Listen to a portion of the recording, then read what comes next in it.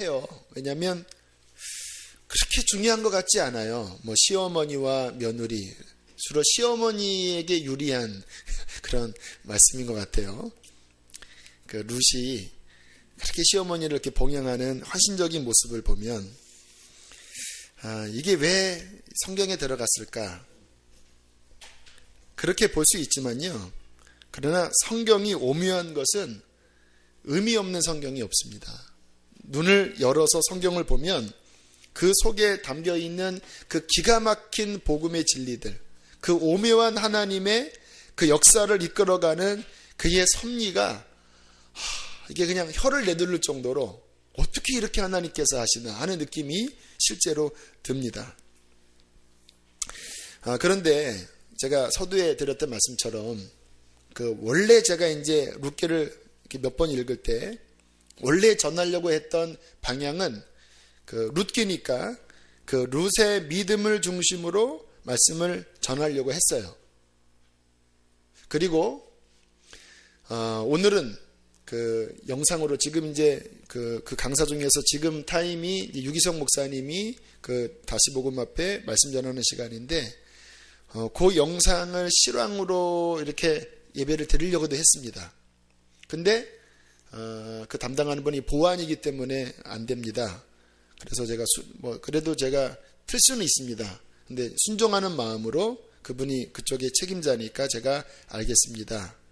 그리고 이제 차 타고 오면서 급하게 원래 오후 시간이 뭐 박보영 목사님 뭐 이런 집회 강사신데 일단 뭐 이 예배 때문에 아쉬움을 뒤로하고 이제 오후 집회는 참여 못하고 쭉 오면서 주님, 제가 정리한 말씀은 있긴 있지만 정말 하나님께서 우리들에게 룻기를 통해서 오늘 주시고 싶은 그 마음은 무엇입니까? 이렇게 용서고속도를 타고 쭉 오는데 하나님이 말씀의 초점을 바꿔주시더라고요. 길지는 않습니다. 하지만 그 말씀을 다시 이곳에서 엎드려 정리할 때 누군가에게 하나님께서 제가 계획한 그 두 번의 모든 계획들, 룻 중심의 설교, 또 유목사님의 영상, 이거를 다 어그러뜨리시고 급하게 바꾼 그 말씀을 주님께서 정리시켜 주셨을 때 누군가 이 말씀이 필요하다는 생각이 들어요. 이 설교가 지금 두 번의 계획이 어그러지면서 다시 정리한 설교라는 인식을 가지시고 만약에 이게 나에게 부딪히는 말씀이라면 그것은 하나님께서 바로 여러분에게 주시는 말씀이라고 붙잡으시면 좋겠습니다. 원래 룻 중심으로 하려고 했는데 주님께서 나오미 중심으로 보라는 마음을 주셨습니다. 그러면서 하나님이 어떠한 분이신지를 배우라라는 마음을 주셨습니다.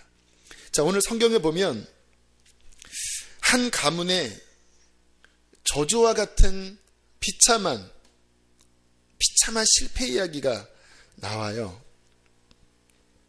우리 2절부터 보면 1절에 그 시기가 이제 사사기의 역사적 배경과 같아요. 흉년이 들었습니다.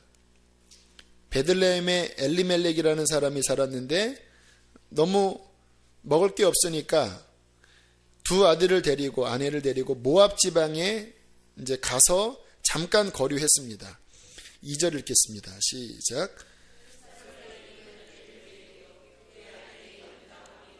그의 두 아들의 이름은 말론과 기론이니 유다 베들레헴 에브라 사람들이더라.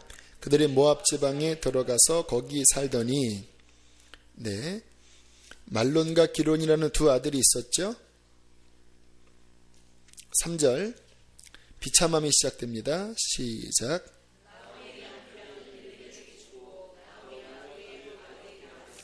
뭐 뜬금없이 풍토병이었는지 그 남편이 돌아가셨습니다. 4절 읽겠습니다.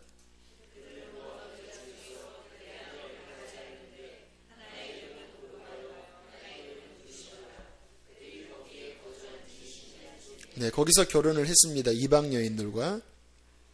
근데 아이가 없었어요. 10년이 지나도록. 웬일입니까? 두 아들인데 왜 아이가 없죠? 아이가 있어야 하는데. 5절 읽습니다. 시작.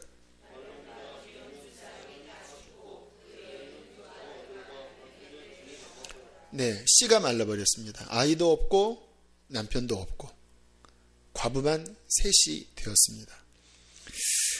정말 비참한 상황이에요. 이 특별히 성경시대에서, 구약 성경시대에서 그 씨가 마른다라는 것은 저주를 의미합니다.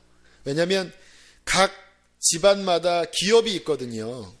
그런데 씨가 없으면 그 기업은 날아가는 거예요. 그러니까 삶의 기반 자체가 그냥 사라지는 거고 그 이름이 역사 속에서 영원히 소멸되는 거예요. 가장 저주스러운 상황이 오늘 본문과 같은 상황입니다.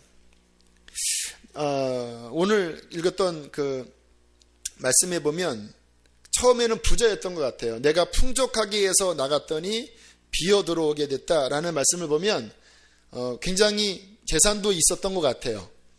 이민을 갔는데, 그런데 한 10여 년 지난 가운데 그 돈을 다 잃어버리고 그 집안의 남자라는 남자는 씨가 다 말라버리고 자식도 없이 이방 여인 둘과 그리고 나오미 이렇게 셋만 남은 비참한 이 절망스러운 정말 소망을 찾을 수 없는 상황이 되어버렸습니다. 그래서 룻기 1장에는 눈물소리가 많이 들립니다. 9절 함께 읽어볼까요? 시작.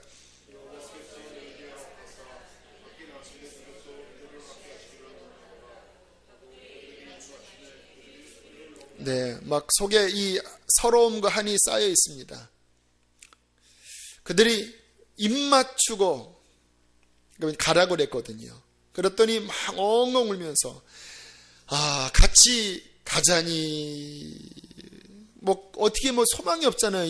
이 두 이방 여인들도 같이 가자니 이방 땅이고 또 시어머니를 돌려보내자니 또 정이 있고 너무 괴로운 상황입니다. 갈 수도 없고 안 갈 수도 없고 소리를 높여 울다가 오르바라는 한 여인은 인사를 하고 가버렸고요. 우리 13절 14절 읽겠습니다. 시작.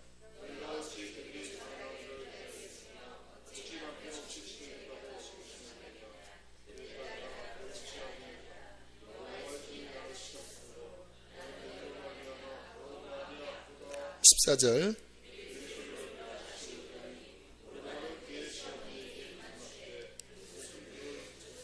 여기서 갔군요. 오르바는 결국은 알겠습니다. 너무 가슴이 아프지만 떠나는 것이 좋겠네 하고 떠나버리고, 룻은 나는 떠날 수 없어요 하고 어머니를 붙잡고 계속 따라가다가 또 한 번 더 가라고 그러니까 나는 절대 못 가요 하는 눈물 없이는 보지 못하는, 우리 옛날에 있잖아요. 무성 영화에 떠나요 하면은 어머니 하는 그 짠한 눈물 없이는 볼 수 없는 그 분위기가 연출되고 있습니다.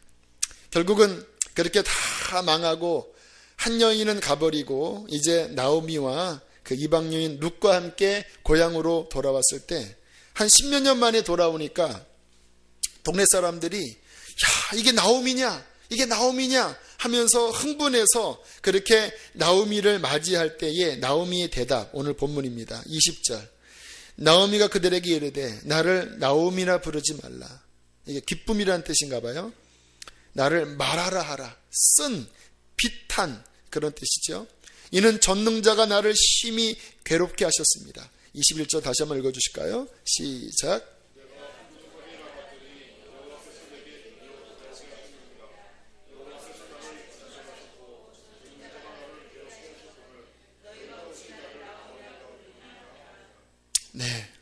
하나님이 나를 치셨다.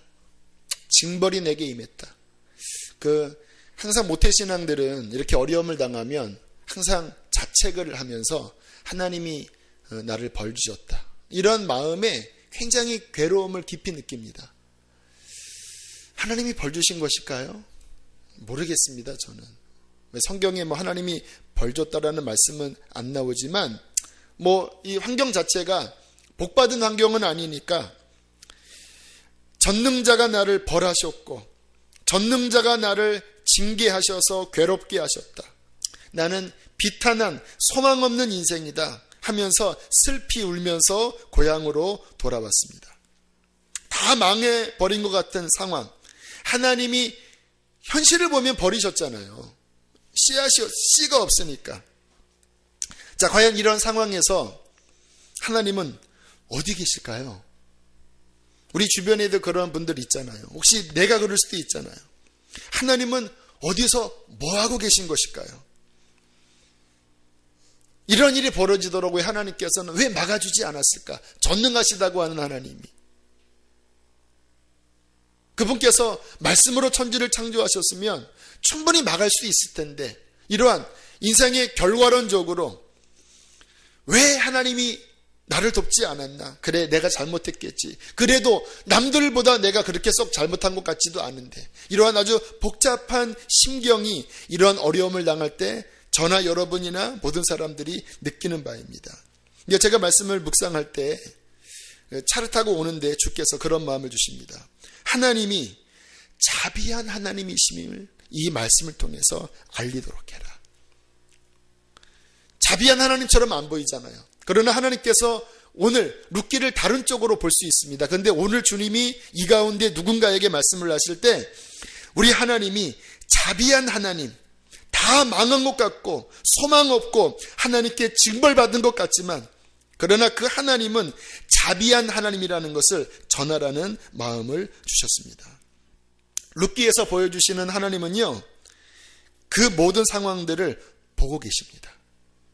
그리고 그들의 울음소리를 그분께서는 듣고 계십니다. 뿐만 아니라 그들을 향하여 주님께서는 한없는 긍휼로, 예수님께서 아픈 사람들 보면 민망히 했다라는 그 뜻이요, 그 애간장이 끊어진다라는 말입니다. 여러분, 단장이라는 고사성어 아십니까? 어느 선원이 중국에서 잠깐 정박을 했을 때 그 숲속에 있는 그 원숭이 새끼가 있는데, 어미가 사라진 동안 그 선원이 새끼를 이렇게 훔쳤대요.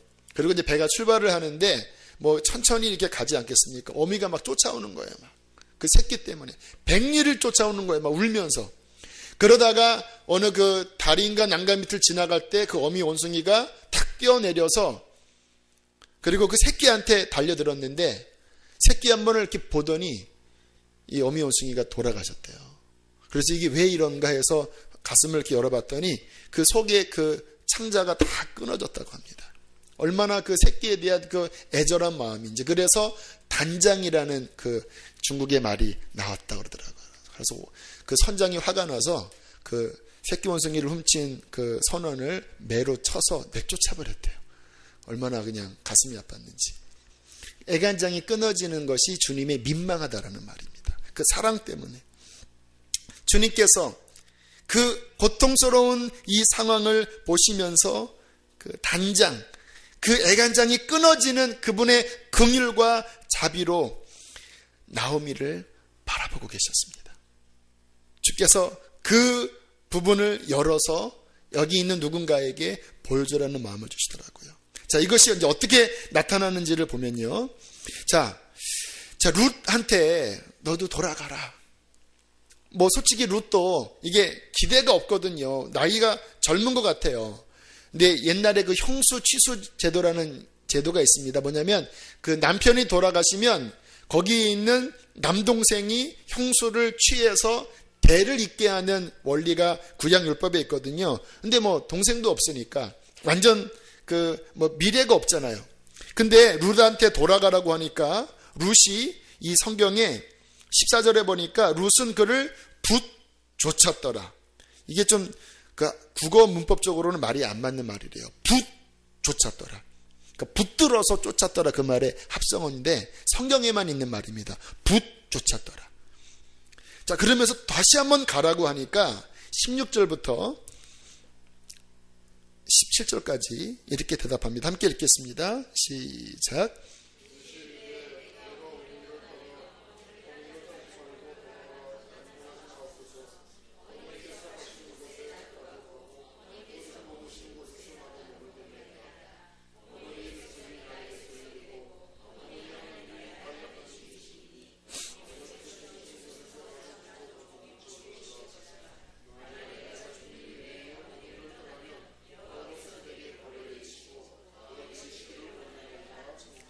그렇게 읽으시면 안 돼요. 이 분위기는 지금 그런 분위기가 아닙니다. 내가 어머니를 떠나며 어머니를 따르지 말고 돌아가라 강권하지 마옵소서. 어머니께서 가시는 곳에 나도 가고 어머니께서 머무시는 곳에 나도 머물겠나이다. 어머니의 백성이 나의 백성이 되고 어머니 하나님이 나의 하나님이 되시리니 어머님이 죽으시는 곳에서 나가도 저기 묻힐 것이라. 만일 내가 죽는 일 외에 어머니를 나를 떠나면 여호와께서 내게 벌을 내리시기를 원하고 더 내리시기를 원하나이다. 이렇게 말한 거예요. 성경을 제대로 읽어야지 느낌이 팍팍 삽니다. 그냥 막 이를 악물면서. 그랬더니 나오미가 그 중심에 굳은 결심을 보고 벙쪄갖고 그래 가자 하고 같이 간 거예요. 뭐 여러분처럼 말했으면요, 시어머니가 가래니까 그러면 알았어요 이렇게 했을 텐데, 이거는 완전 뭐 그냥 막 완전 막 어린 아기가 엄마 품에 떨어지면 그 죽겠다라고 하는 그 그냥 애걸복걸하면서 어머니 하나님 내 하나님인데 나를 떠나라 하면 난 여호와께 내가 저주받겠습니다. 막 대단한 각오예요. 누가 이 마음 주신지 아십니까? 룻 스스로의 마음이었을까요? 주께서 제게 마음을 주십니다. 하나님의 마음이 룻에게 부어졌는데 그 하나님의 마음은 나오미를 향한 긍휼입니다. 주께서 나오미를 회복하기를 원하셨습니다. 소망을 다 잃은 그 여인을 하나님께서 회복하기로 작정하셨습니다. 왜일까요? 나오미가 잘나서? 아닙니다. 그분의 긍휼 때문에. 그래서 하나님이 룻을 택하셔서 그 룻 중심 안에 어머니를 향한 그 딸보다도 더 진한, 어떻게 인간적으로는 어떻게 설명이 안 되는 그 마음을 하나님께서 부어주셨습니다. 이것이 하나님의 자비예요. 우리는 알지 못하는데 하나님께서 긍휼로 우리의 인생 가운데 행하고 계셔요. 여러분의 삶에 어려움도 있었지만 누군가는 도와줬잖아요. 왜 도와줬는지 아세요? 그분이 착해서요? 착할 수 있죠. 그러나 하나님이 그 마음을 그렇게 하지 않으면 그 마음도 주어질 수 없는 것입니다. 저는 이제 유년 시절이 썩 건강하지를 못했고 늘 그렇게 이제 좀 우울하고 늘 이렇게 이제 아버지랑은 일찍 떨어지고 그리고 어머니랑도 이제 많이 같이 있지 못하는 그런 5살 때부터 그런 쭉 시기를 보내면서 좀 이렇게 우울했던 것 같아요. 근데 언제 한번 가족 치유, 마음 치유라고 하는 그 내적 치유 그 훈련 시간에 그 어릴 때 기억나는 그림을 한번 그려보라는 이야기를 해서 내 어릴 때 가장 떠오르는 그림이 뭘까 하고 이렇게 했더니 한 초등학교 2학년 장면이 생각나더라고요. 어두컴컴한 방에 이불이 있고 제가 누워있는데 슬픈 듯한 이렇게 얼굴로 이렇게 누워있는 그림을 제가 그렸습니다. 딱 제 마음 안에 있는 그 어릴 때 그 그림 같은 모습이었습니다. 우울하게 이렇게 눈물 흘리면서 이렇게 누워있는데 거기까지만 알았어요. 근데 성령께서 그림 하나를 더 보여주시는 거예요. 예수님이 보이시는데 그 자리에 예수님이 저보다도 더 슬픈 얼굴로 저를 이렇게 보시면서 함께 아파하고 계시는 그림이 이렇게 떠오르더라고요. 그때 제가 교회도 안 다녔었는데 그 제 어두웠던 시절의 그림에 주님께서 그분을 그리게 하셨습니다. 그리고 제 마음에 위로가 됐어요. 이런 위로였습니다. 그때에도 나는 너와 함께 있었어. 너의 그 아픔을 내가 보고 있었고 내가 아파했다. 그 후 주님께서 이제 제 어릴 때 시간을 보내면서 베푸신 하나님의 그 은혜는요, 지금 돌이켜보면 진짜 은혜예요. 은혜는 뭐냐면 받을 자격이 없는 자에게 하나님의 긍휼 때문에 주시는 것이 은혜거든요. 저는 이상하게 그 다른 어떤 것보다도 제가 은혜에 관한 설교를 아마 설교 중에 자주 하는 편인데 왜 그러냐면 주님이 제 인생에 그렇게 은혜로 역사하셔서 그랬던 것 같아요. 하나님 없이 만약에 제가 이렇게 지내왔다면 저는 정말 이렇게 슬프게 컸을 것 같아요. 그런데 하나님의 은혜가 제 인생을 앞서가시면서 어느 때에 저를 만나주셔서 너 목사 되라 그렇게 하시고, 그리고 중고등학교 지나면서 그렇게 이제 뭐 인생을 좀 밝게 하시다가 20대 딱 들어가면서 뭐 회복시켜주기를 시작하시는데, 교회에서 그렇게 사랑을 받는 거예요. 이렇게 좀 기이한 사랑이 있죠. 그러니까 사람들이 보면 그냥 특히 자매님들, 젊은 자매님들 말고 아줌마들 이렇게 저를 이렇게 예뻐 사랑하는 거예요. 이렇게 뭔가 이렇게 긍휼히 여기는 거예요. 이렇게 저를. 근데 그게 한두 명이 아니라 여러 사람들이 그 애틋한 마음을 품으면서, 제가 20살 때 이제 주변에 이제 기도하는, 그때 이제 막 성령 운동이 막 일어나면서 이제 기도하는 뭐 권사님들, 집사님들이랑 이렇게 우연히 이렇게 다른 교회지만 이렇게 연결이 됐는데, 그때 89년 1월입니다. 그때 이제 한월산의 기도원, 한참 유명했던 기도원에 이제 올라가서 막 집회를, 그때 일주일간 신년 집회였습니다.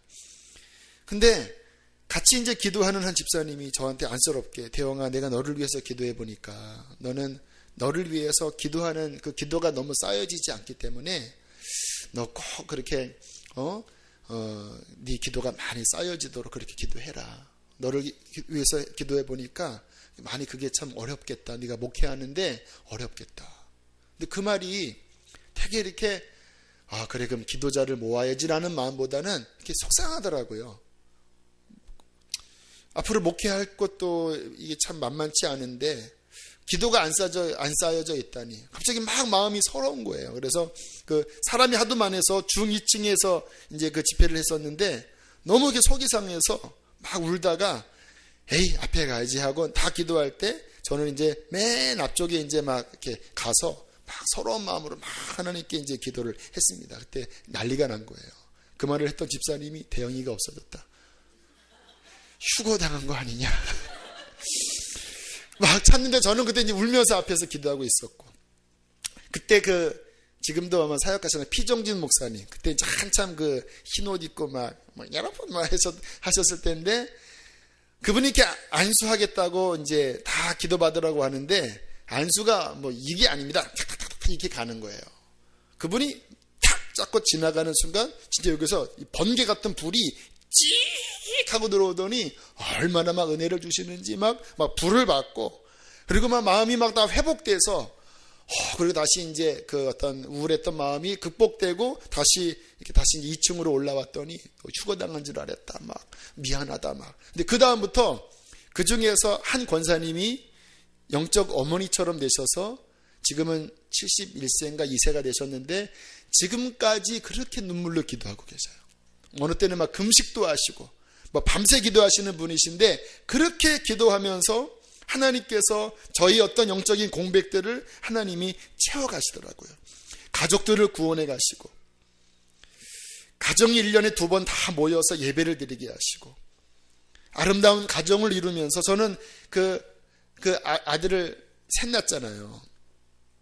둘을 낳는데 제 마음이 양이 안 차는 거예요. 우리 아내는 이제 그만 낳고 싶습니다 했을 때 저는 아니다.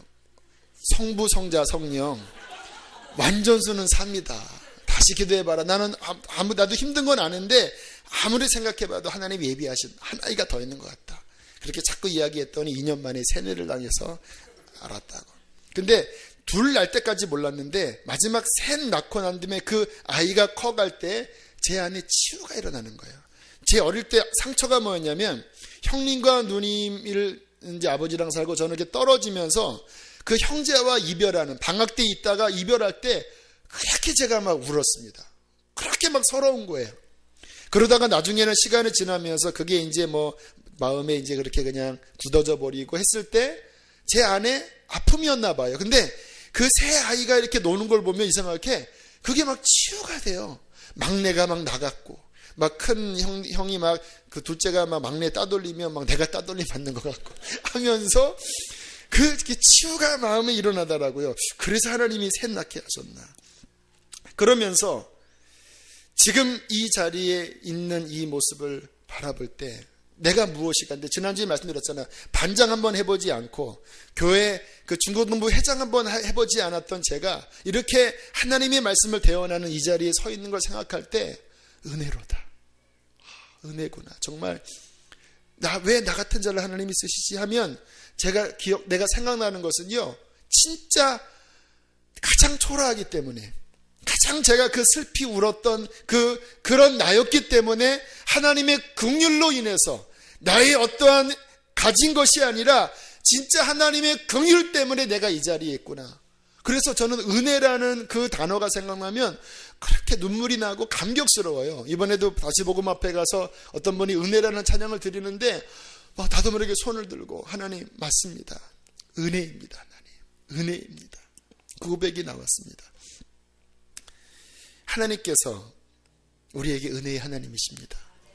이 나오미, 하나님께 징벌을 받은 것 같은 가장 저주스러운, 이제 그 대가 말라버릴 그 상황 가운데서 하나님께서 어떻게 회복하시는지를 우리는 눈을 열어 보셔야 합니다. 먼저는 룻의 마음을 감동시켰고요. 자, 그 다음에 2장 3절 보겠습니다. 2장 3절 읽겠습니다. 시작.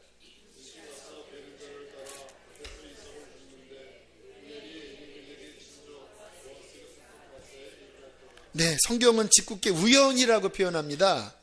우연이 아닙니다. 하나님의 섭리라고 합니다. 섭리. 예정과 섭리를 좀 달라요. 예정은 이제 아예 그냥 그렇게 정해진 거고, 구원받을 자, 멸망할 자, 이렇게 이중 예정할 때 예정이고, 섭리는 우리의 삶에서 하나님께서 시시때때로 움직이시는 그분의 선하신 역사가 섭리인데, 자, 룻이 이제 시어머니를 봉양하기 위해서 감사하게 때마침 도착했던 그 시기가 첫 이삭 보리 뵐 때예요. 그러니까 이제 뭔가 이렇게 거둘 게 있는 거예요. 그리고 우연히 보리 이삭을 주우러 갔는데 누구에게로 갔습니까? 보아스가 누구의 친족이에요? 엘리멜렉이 누굽니까? 나오미의, 그쵸? 나오미의 남편 룻의 시아버지잖아요. 자, 그런데 이 보아스가 기가 막힌 사람이에요. 자, 이 보아스가 어떤 인물인지를 살펴보는 것이 중요한데 2장 1절 읽겠습니다. 시작.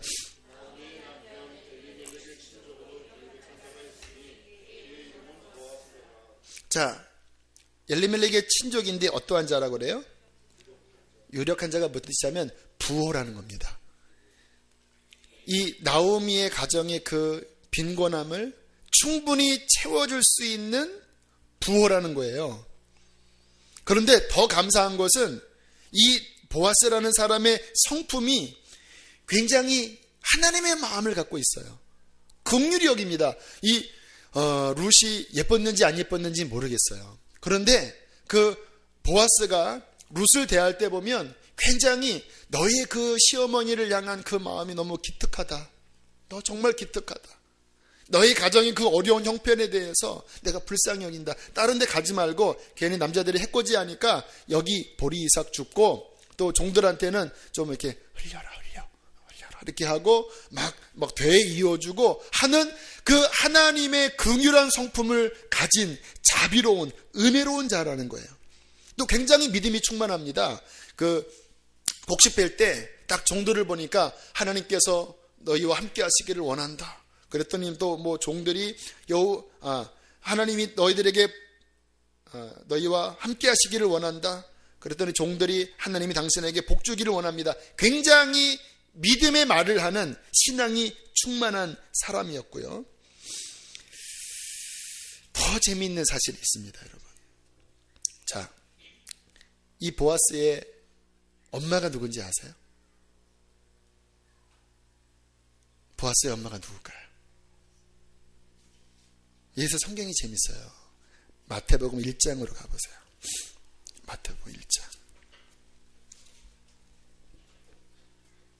5절 읽겠습니다. 1장 5절 시작.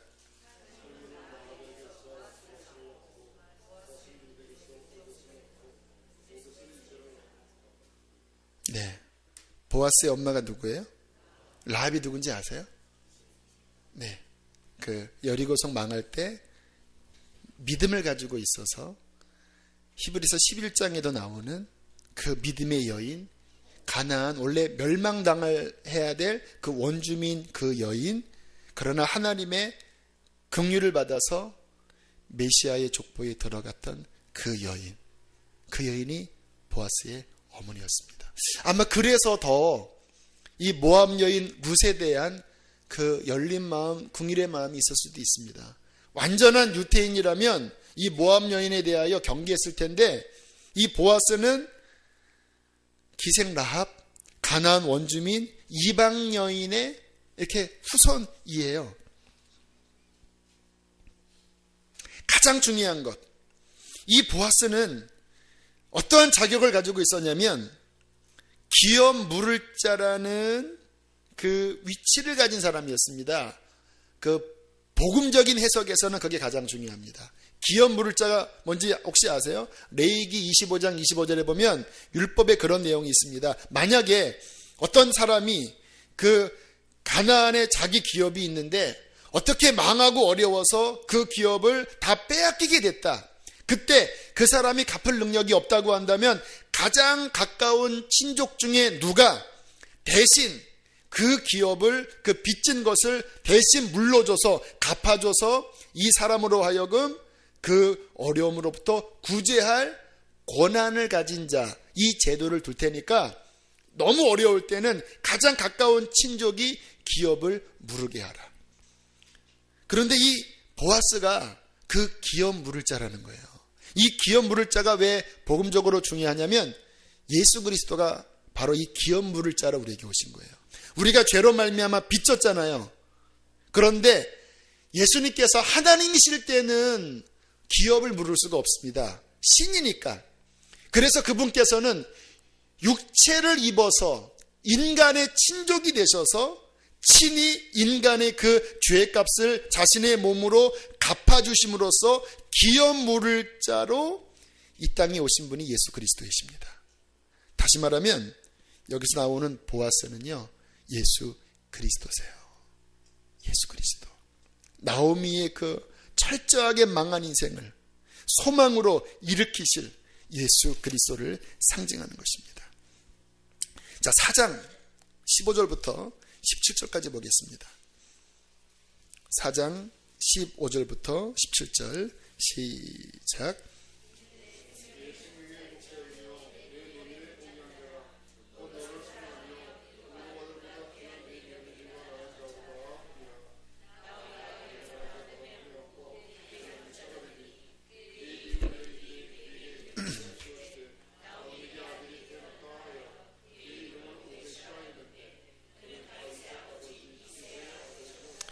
자, 나오미가 인생 말년에 웃습니다. 정말 사라처럼 웃었습니다. 다 끝난 줄 알았는데 어떻게 저렇게 귀하고 귀한 보아스, 나의 10아들보다도 더 귀하디 귀한 나의 자부 며느리 룻, 그 안에서 어떻게 다 끝날 줄 알았던 그 다 말라 비틀어진 그곳에서 아이가 나오는데 그 아이가 내 생명의 회복자요.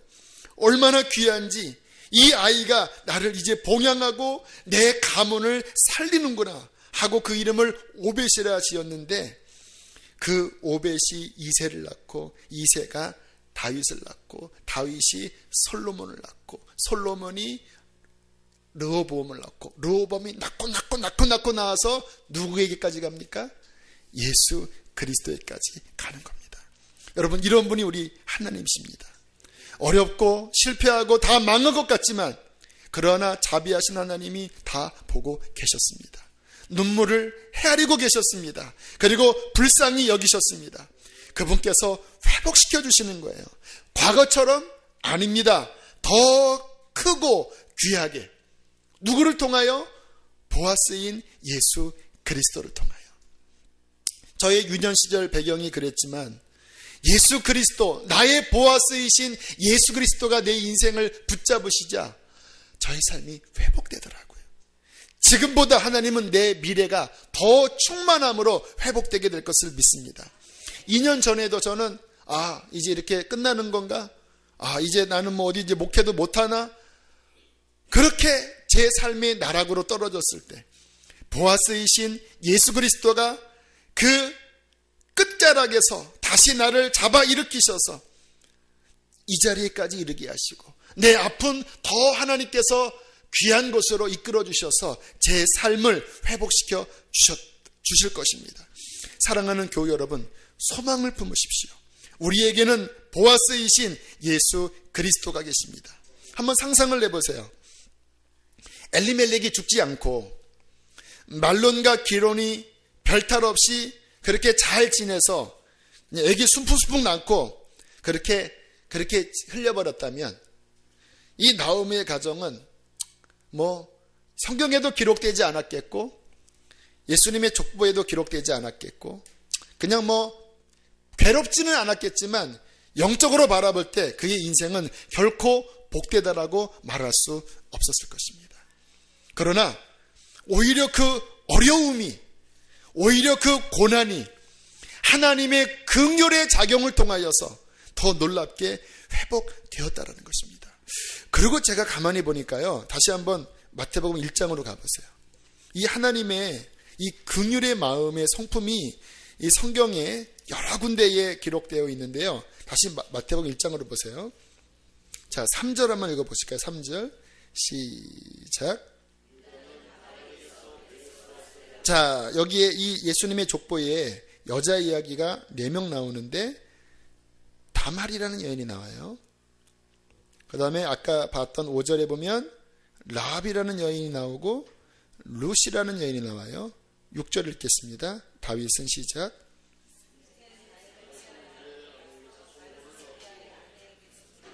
자, 가만히 보면 여기 나와 있는 여인들이 다 뭔가 문제가 있는 여인들이죠. 요 3절의 다말도 이방 여인입니다. 여기도 역시 형제가 다 죽어버려요. 그리고 마지막 셋째는 또 죽을까봐 유다가 그 막내 동생을 안 주려고 하다가 어떻게 해서 낳는데 여기에 들어간 거예요. 이 여인도 역시 소망을 다 잃어버렸던 여인이고요. 라합도 역시 기생이고요. 룻도 그렇게 이방 여인이었고요. 우리아의 아내 밧세바도 역시 그렇게 남편을 왕으로부터 죽임당하고 그렇게 지냈던 그 여인들이 어떻게 나온 여인들마다 다 뭔가 인생이 기구하고 뭔가 평탄치 않아 보이지만 왜 여기에 이런 여인들의 이야기가 들어갈까? 하나님께서는 여러분 성경시대의 여인은 그 숫자도 세지 않잖아요. 그런데 더군다나 이방 여인은 더 그래야 될 텐데 이 예수님의 영광스러운 족보에 유독 나와 있는 여인들이 이방 여인 아니면 인생이 기구한 여인이 여기에 들어간 이유는 하나님의 자비를 우리에게 보여주십니다. 그분의 긍휼과 자비, 그 긍휼과 자비로 그분께서는 우리의 인생을 이 자리에까지 이르게 하셨고 앞으로도 이끌어 주실 것입니다. 저도 한번 생각해 봤습니다. 만일 제가 평범한 가정, 유복한 가정, 아무 문제가 없다면 주의 종이 됐을까? 될 수도 있었겠죠. 지금 같은 나의 마음이었을까? 아니었을 것 같아요. 제 마음은 하나님을 향하여 간절했습니다. 왜? 아팠으니까. 제가 하나님을 의지하는 마음이 그 누구보다도 애절했습니다. 왜요? 무엇이 의지할 것이 없는 것이라는 것을 알았기 때문에. 오히려 저의 어려움이 지금 돌이켜보면 나쁜 것이 아니라 더 아름다운 하나님의 역사로 합력해서 선을 이루셨다는 거예요. 여러분, 우리에게 회복의 소망이 있습니다. 보아스가 있기 때문에, 예수 그리스도가 계시기 때문에 그분을 붙잡고 여러분 담대히 일어서는 저와 여러분 되시기를 주의 이름으로 축복합니다.